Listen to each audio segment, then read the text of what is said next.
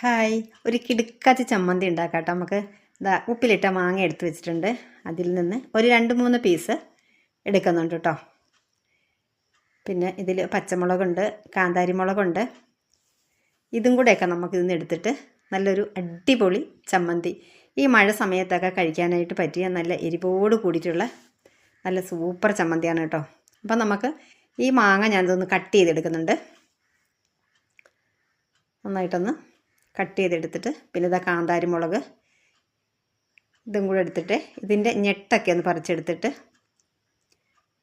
നമുക്കിതൊന്ന് കൈകൊണ്ടത് ഞെരടിയാണ് എടുക്കാനുള്ളത്. പക്ഷേ നമ്മുടെ മാങ്ങ അത്ര കൂടെ സോഫ്റ്റ് ആയിട്ടുണ്ടായിരുന്നില്ല. അപ്പോൾ ഇത് കുറച്ച് ചെറിയ ഉള്ളി വളരെ നൈസായിട്ട് അരിഞ്ഞെടുത്തിട്ടുള്ളതാണ്. പിന്നെ ഉപ്പിലിട്ട മാങ്ങ ആയതുകൊണ്ട് ഒരു സ്വല്പം ഉപ്പ് ഞാൻ കൈകൊണ്ട് തന്നെയാണ് കേട്ടോ ഉപ്പിടുന്നത്, കൂടി പോകണ്ടെന്ന് വിചാരിച്ചിട്ട്. എന്നിട്ട് ഇതൊക്കെ കൂടെ ഇട്ട് നന്നായിട്ടൊന്ന് ഞെരടി എടുക്കണം കേട്ടോ.